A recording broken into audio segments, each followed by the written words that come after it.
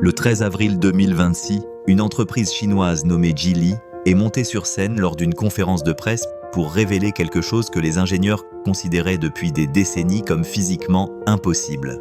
Pas compliqué, pas hors de prix, impossible. Le chiffre affiché à l'écran était de 48,40 et 1%.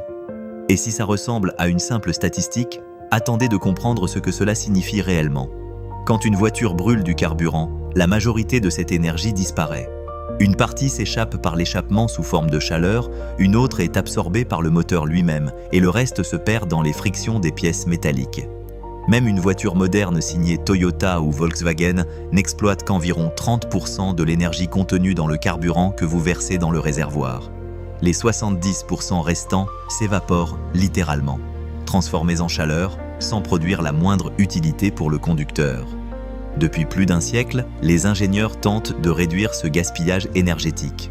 Et jusqu'à aujourd'hui, le meilleur rendement jamais atteint par un moteur produit en grande série plafonnait à 40 et 1%. Toyota a célébré ce chiffre comme si l'humanité venait d'atterrir sur la Lune. Des milliards de dollars ont été investis pour atteindre ce niveau. Et pendant des années, l'industrie entière a présenté cette limite comme le plafond absolu à ne pas dépasser. Aller plus loin, c'était se heurter directement aux lois mêmes de la physique. Mais Geely vient littéralement de traverser ce plafond, comme s'il n'avait jamais existé. Et cette fois, les chiffres sont certifiés, officiellement mesurés et validés par le Guinness World Records. Ce n'est pas une simple avancée technologique. Ce n'est pas une mise à jour logicielle de plus. C'est un changement radical dans l'univers même de l'ingénierie. Et le plus fou dans cette histoire, ce n'est même pas le chiffre, c'est la manière dont ils y sont parvenus. Car cette technologie implique une véritable tornade à l'intérieur d'un cylindre, un moteur capable de fonctionner volontairement à chaud et à froid en même temps, et une machine 11 en 1 qui ne ressemble absolument à aucun moteur traditionnel. Si vous découvrez la chaîne et que les histoires de technologies révolutionnaires qui transforment réellement le monde vous passionnent, abonnez-vous et activez la cloche de notification dès maintenant. Ici, on décrypte ces percées d'ingénierie au moment exact où elles bouleversent l'industrie. Et croyez-moi, vous ne voudrez pas manquer la suite. Mais avant ça, il faut vraiment comprendre le poids de ce chiffre. Parce que pour réaliser à quel point 48% est une anomalie incroyable, il faut d'abord comprendre pourquoi 40 et 1% étaient censés représenter la ligne d'arrivée ultime. Pourquoi les 40% étaient considérés comme un mur infranchissable. Imaginez un moteur thermique comme un feu de camp enfermé dans une boîte métallique. Vous injectez du carburant, il s'enflamme, l'explosion pousse un piston vers le bas, et ce mouvement finit par faire tourner les roues. Sur le papier, cela paraît simple, mais voici le problème. Le feu génère une quantité gigantesque de chaleur. Et cette chaleur n'a aucun intérêt pour vos roues. Elle cherche naturellement à se diffuser partout, dans les parois métalliques, dans l'air autour du moteur, et jusque dans le tuyau d'échappement. Le moteur passe donc son temps à essayer de canaliser cette énergie dans une seule direction utile. Et à chaque cycle, il perd la majeure partie de cette bataille. Il existe en physique une règle appelée la limite de Carnot. Pas besoin de retenir ce nom compliqué, mais voici ce qu'elle signifie concrètement. Il existe un plafond mathématique absolu qui limite le rendement de n'importe quel moteur thermique. Tout dépend de la température de l'explosion comparée à celle des gaz d'échappement. Plus l'écart est grand, plus il devient théoriquement possible d'extraire d'énergie utile. Mais les limites existent des deux côtés. Si l'explosion devient trop chaude, le moteur finit par fondre de l'intérieur. Et si les gaz d'échappement restent trop froids, les systèmes anti-pollution cessent de fonctionner correctement. Pendant des décennies, les ingénieurs de Toyota, Honda, BMW et Volkswagen considéraient les 40% comme un mur infranchissable. Passer de 35% à 40% et 1% a demandé des milliards de dollars et des décennies d'amélioration patiente et minutieuse. Toyota y est parvenu grâce à une astuce d'ingénierie brillante appelée le cycle Atkinson. Le principe consiste à laisser la soupape d'admission ouverte un tout petit peu plus longtemps que d'habitude. Ce minuscule ajustement réduit les pertes liées à la compression et permet de gagner quelques précieux points de rendement. Quelques points seulement. Quand Toyota a atteint 40 et 1% avec son moteur Dynamic Force de 2,5 litres, l'industrie entière s'est levée pour applaudir. Des ingénieurs ont publié des études affirmant que dépasser significativement ce niveau était pratiquement impossible à un coût économiquement réaliste. À l'époque, l'idée dominante était simple. Les véhicules 100% électriques représentaient déjà l'avenir. Alors pourquoi continuer à pousser une technologie que beaucoup considéraient comme condamnée à disparaître? Cette hypothèse allait devenir l'une des erreurs de jugement les plus coûteuses de l'histoire automobile moderne. Pendant que les constructeurs occidentaux misaient l'avenir de leurs entreprises sur un futur entièrement électrique, des ingénieurs chinois, eux, se posaient une question totalement différente. Et si on recommençait tout depuis zéro? Cette simple question a créé la première fissure dans le mur, et elle venait d'une entreprise que vous connaissez peut-être déjà. Le premier signal d'alerte que presque personne n'a pris au sérieux. Avant de parler des 48%, il faut d'abord parler des 46%, parce que c'est là que cette histoire commence réellement à basculer. BYD, pour Build Your Dreams, a observé la voiture hybride traditionnelle et a considéré que tout le concept était déjà dépassé. Dans un hybride classique, le moteur thermique et le moteur électrique travaillent ensemble pour entraîner les roues en permanence. Le moteur change constamment de régime. Il monte dans les tours en côte, ralentit au feu rouge, passe ses vitesses via une transmission complexe. Et chaque fois que le moteur change de vitesse, il s'éloigne de la zone où son rendement est optimal. BYD a alors imaginé une approche radicalement différente. Et si le moteur thermique ne faisait plus avancer les roues pendant la majeure partie du trajet? Et s'il restait simplement à un régime parfait, uniquement pour produire de l'électricité? Rien d'autre. Les roues seraient alors entraînées exclusivement par des moteurs électriques, tandis que le moteur thermique n'aurait qu'une seule mission, tourner exactement au régime où il est le plus efficace. Point final. Comme le moteur n'avait plus besoin de suivre la route, BYD a pu l'optimiser de manière obsessionnelle pour cette seule plage de fonctionnement. Aucun compromis, aucun sacrifice.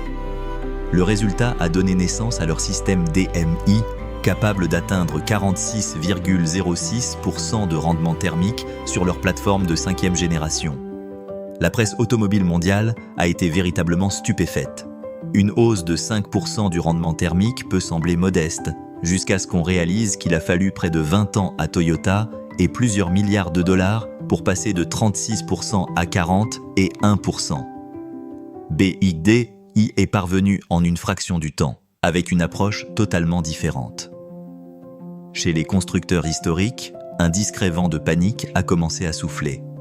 Puis la plupart sont retournés à leur feuille de route en se convainquant que ce phénomène resterait limité à l'Asie. Selon eux, les consommateurs occidentaux n'accepteraient jamais ce modèle. C'est exactement ce qu'ils disaient déjà des constructeurs japonais dans les années 1980, et on sait tous comment cette histoire s'est terminée. Mais voici le plus fou.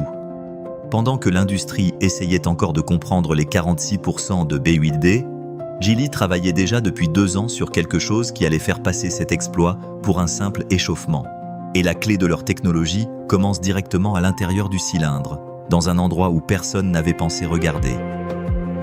La tornade à l'intérieur du moteur. C'est ici que les choses deviennent vraiment folles. Le nouveau système IHEV de Geely ne s'est pas contenté d'améliorer les moteurs existants. Il a complètement réécrit les règles du mélange air-carburant à l'intérieur d'un cylindre. Et cette seule modification explique une énorme partie de ce rendement record absolument historique. Voici le problème d'un moteur classique. Quand l'air et le carburant entrent dans le cylindre, ils ne se mélangent jamais parfaitement. Imaginez de la crème versée dans un café sans remuer. Des tourbillons irréguliers apparaissent. Certaines zones sont saturées de crème, d'autres contiennent presque uniquement du café.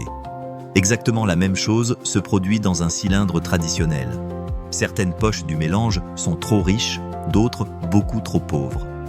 Quand la bougie déclenche l'étincelle dans ce mélange irrégulier, la flamme ne se propage pas instantanément. Elle démarre au niveau de l'étincelle, puis avance lentement, comme une vague. Et pendant que cette vague traverse la chambre de combustion, la chaleur générée par la première explosion commence déjà à se dissiper dans les parois métalliques. Quand tout le mélange finit enfin par brûler, une énorme partie de l'énergie a déjà été absorbée par le bloc moteur. Cette chaleur perdue est l'une des principales raisons pour lesquelles les moteurs thermiques peinent à dépasser les 40%. Les ingénieurs de Geely ont résolu ce problème grâce à ce qu'ils appellent le système de combustion tornade Hufang, ou plus simplement, la tornade de feu. Ils ont entièrement redessiné la forme et l'angle des conduites d'admission d'air. Quand la soupape d'admission s'ouvre, l'air entrant n'est plus simplement aspiré passivement. Il est forcé dans un vortex tournant à très haute vitesse, une véritable tornade contrôlée à l'intérieur du cylindre. Quand la bougie enflamme cette tornade en rotation, la flamme ne rampe plus lentement dans la chambre. Elle explose instantanément dans toutes les directions à la fois, parce que l'air et le carburant sont déjà parfaitement mélangés grâce à cette turbulence extrême. La combustion devient alors plus nette, plus propre et parfaitement synchronisée. Résultat, presque toute l'énergie est envoyée directement vers le piston avant même que la chaleur ne puisse fuir vers les parois. Moins de chaleur perdue, moins de pollution, plus de force sur le piston, plus d'efficacité. Mais pousser la combustion aussi loin crée immédiatement un nouveau problème. Plus l'explosion devient chaude et comprimée, plus le risque de cliquetis moteur augmente. C'est lorsque le carburant s'enflamme avant même l'étincelle. Une explosion incontrôlée capable de fissurer les pistons et de détruire un moteur en quelques minutes. Résoudre ce problème de cliquetis est précisément ce qui a bloqué les ingénieurs sous la barre des 40 et 1% pendant si longtemps.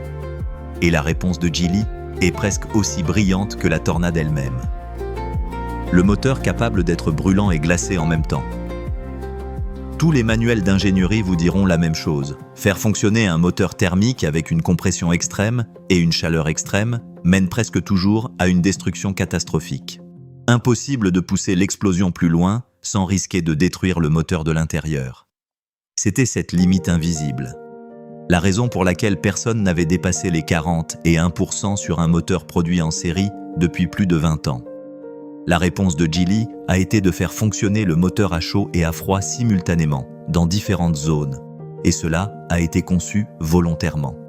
Dans une voiture classique, le système de refroidissement fait circuler le liquide dans l'ensemble du moteur à une température presque uniforme. C'est un compromis universel, assez efficace dans l'ensemble, mais qui traite le haut du moteur et le bas du moteur comme s'ils avaient exactement les mêmes besoins.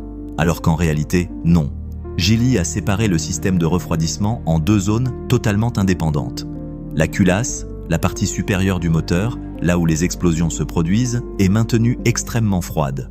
Le liquide de refroidissement circule rapidement et intensément dans cette zone, évacuant la chaleur dès son apparition.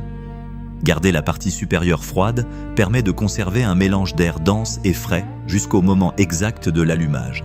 Cela empêche les détonations prématurées et permet au moteur de fonctionner avec un taux de compression bien plus élevé que ce qui serait normalement considéré comme sûr. Et plus la compression est élevée, plus chaque explosion libère d'énergie exploitable. Pendant ce temps, le bloc moteur inférieur, où les pistons montent et descendent des milliers de fois par minute, est volontairement maintenu chaud. Pourquoi vouloir garder une partie du moteur chaude? Parce que la chaleur fluidifie l'huile moteur. Une huile plus fluide permet au piston de glisser avec énormément moins de friction. Chaque micro-friction éliminée est de l'énergie supplémentaire envoyée aux roues au lieu d'être dissipée en chaleur par le frottement du métal contre le métal. On obtient donc un moteur froid dans sa partie supérieure pour supporter une compression massive et chaud dans sa partie inférieure afin de réduire les frottements. Dans l'ingénierie moteur traditionnelle, ces deux objectifs sont normalement incompatibles. Geely a conçu un système où les deux fonctionnent simultanément dans différentes zones du même moteur. L'ensemble est piloté par une pompe à eau électronique qui analyse l'état du moteur des dizaines de fois par seconde et ajuste instantanément le flux de refroidissement. Sur le papier, cela semble impossible. Et c'est précisément pour cette raison que ça fonctionne. Personne d'autre ne développait ce type de système, car la pensée conventionnelle affirmait que les compromis rendaient l'idée inutile. Mais même le moteur le plus efficace jamais conçu ne représente qu'une partie de l'équation. Transmettre toute cette énergie jusqu'aux roues sans la perdre dans une boîte de vitesse complexe, voilà l'autre moitié du défi. Et ce que Geely a développé pour résoudre ce problème est tout aussi révolutionnaire. La boîte de vitesse jetée à la poubelle. Même un moteur affichant 48% de rendement devient inutile si toute cette efficacité se perd dans une transmission lourde et incroyablement complexe.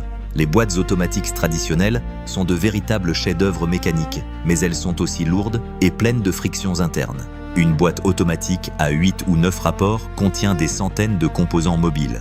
Embrayage multiple, convertisseur de couple hydraulique, fourchette de sélection, synchroniseur. Et chacun de ces composants absorbe une partie de l'énergie que le moteur vient de produire avec tant d'efforts.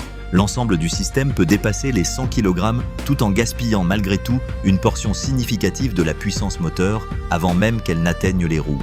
Le système hybride de Toyota utilise ce qu'on appelle un ECVT. Un train épicycloïdal qui était véritablement révolutionnaire lors de son lancement à la fin des années 1990. Mais aujourd'hui, ce concept a plus de 25 ans. Il ajoute un poids et une complexité mécanique dont les groupes motopropulseurs hybrides modernes n'ont plus réellement besoin. Geely a observé tout cela et est reparti d'une feuille totalement blanche. Ce qu'ils ont créé s'appelle le système intelligent et DHT11 en 1. Au lieu d'une boîte de vitesse classique, il s'agit d'un répartiteur de puissance électromécanique.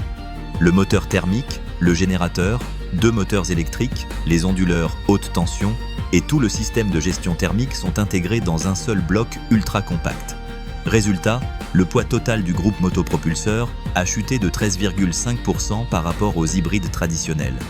Il n'y a plus de fourchette de sélection, ni de circuits hydrauliques, ni même de convertisseurs de couple. Pendant environ 90% de la conduite quotidienne, le moteur thermique n'a absolument aucun lien mécanique avec les roues. Aucun. Le moteur tourne dans sa zone d'efficacité optimale et alimente un générateur.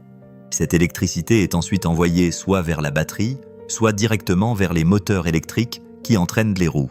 Depuis le siège conducteur, l'expérience ressemble totalement à celle d'une voiture 100% électrique, silencieuse, fluide, avec un couple instantané dès la pression sur la pédale. Le seul moment où le système relie physiquement le moteur thermique à l'essieu, c'est lors des longs trajets stabilisés sur autoroute. À partir d'environ 130 km/h, faire passer l'énergie par les moteurs électriques devient moins efficace qu'une connexion mécanique directe. Le système détecte donc automatiquement cette situation et verrouille directement le moteur sur les roues, comme un rapport supérieur mécanique sans conversion électrique intermédiaire. Toute cette orchestration est pilotée par une IA qui recalcule en permanence la manière la plus efficace de distribuer l'énergie 50 fois par seconde.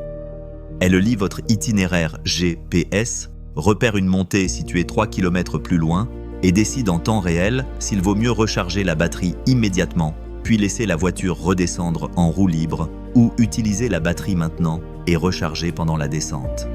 Cette IA réfléchit à l'ensemble de votre trajet d'une manière qu'aucun conducteur humain ne pourrait reproduire. Le résultat combiné de toutes ces innovations, la combustion tornade de feu, les zones thermiques séparées, l'unité motrice 11 en 1 et la gestion énergétique pilotée par IA donne une consommation homologuée de seulement 2,22 litres au 100 km. Un record du monde Guinness pour un véhicule de série. Avec un plein complet, l'autonomie dépasse les 2000 km. Et cette combinaison de chiffres change totalement notre vision de ce qu'une voiture peut réellement devenir. Et c'est précisément le sujet qu'il faut maintenant aborder. Ce que tout cela signifie réellement pour le reste du monde, voici la réalité. Les véhicules 100% électriques sont réellement excellents dans les bonnes conditions, silencieux, efficaces, sans aucune émission à l'échappement sur la route. Mais ils impliquent aussi de vrais compromis que des millions d'acheteurs dans le monde ne sont pas encore prêts à accepter. Un grand SUV électrique nécessite une batterie pouvant dépasser les 500 kg. Les infrastructures de recharge restent encore limitées dans d'immenses régions du globe. Et l'angoisse de l'autonomie reste un obstacle très concret pour des millions de personnes au quotidien. Ce que représente réellement le système IHEV de Geely, c'est une voie totalement différente vers la transition énergétique. Vous profitez du silence, de la fluidité et du couple instantané d'une voiture électrique au quotidien. Mais avec une autonomie totale dépassant les 2000 km. Vous pouvez faire le plein dans n'importe quelle station-service de la planète. Vous n'avez pas besoin d'un réseau de recharge. Et le coût énergétique par kilomètre est comparable à celui d'un véhicule 100% électrique dans la plupart des marchés. Et le véhicule capable de faire tout cela n'est même pas une petite citadine légère. C'est un SUV grandeur nature, consommant moins de 2,5 litres au 100 km dans des conditions réelles. Pour les constructeurs occidentaux et japonais, cela crée un défi extrêmement sérieux. Le moteur à combustion interne est né en Europe. L'Allemagne, la France et le Royaume-Uni ont dominé cette technologie pendant plus d'un siècle. Le Japon, lui, l'a perfectionné pendant 50 ans jusqu'à frôler la perfection. Et pourtant, aujourd'hui, le record mondial d'efficacité des moteurs thermiques appartient désormais à une entreprise qui n'avait pratiquement aucune présence automobile mondiale il y a 15 ans. Combler un tel retard ne se fait pas avec une simple mise à jour logicielle ou une nouvelle campagne marketing. Cela exige de reconstruire toute une chaîne d'ingénierie et surtout de commencer à poser des questions différentes. et de financer des années de recherche. C'est une demande difficile quand les investisseurs poussent en parallèle vers le tout électrique, pendant que la technologie thermique continue de prendre du retard au même moment. Mais pour les consommateurs du monde entier, cette compétition est en réalité une excellente nouvelle. L'histoire montre que lorsqu'une ambition technologique de ce niveau arrive sur un marché, les prix baissent et la technologie progresse partout. Les constructeurs historiques finiront forcément par réagir. La vraie question, c'est l'ampleur du terrain qu'ils perdront d'ici là. Ce que Geely vient de prouver, bien au-delà d'un simple chiffre, c'est que le moteur à combustion avait encore un potentiel immense devant lui. La véritable limite n'a jamais été la physique. La limite, c'était ce que les gens pensaient encore valoir la peine d'essayer. Si vous êtes arrivé jusqu'ici, vous comprenez désormais mieux l'efficacité des moteurs que la majorité des journalistes automobiles eux-mêmes. Et honnêtement, cela ressemble à la meilleure façon de conclure. Si cette vidéo vous a plu, laissez un like, abonnez-vous et activez la cloche de notification pour ne jamais manquer une analyse comme celle-ci. Nous allons continuer à suivre cette histoire de près à mesure que les constructeurs historiques réagiront. Et cela promet d'être absolument fascinant à observer. Maintenant, j'ai envie de connaître votre avis. Pensez-vous que l'hybride à 48% représente le pont le plus intelligent vers un futur entièrement électrique ? Ou pensez-vous que les véhicules 100% électriques dépasseront tout cela bien plus vite que prévu? Laissez votre réponse dans les commentaires. Je lis absolument chacun d'entre eux. À très vite pour la prochaine vidéo.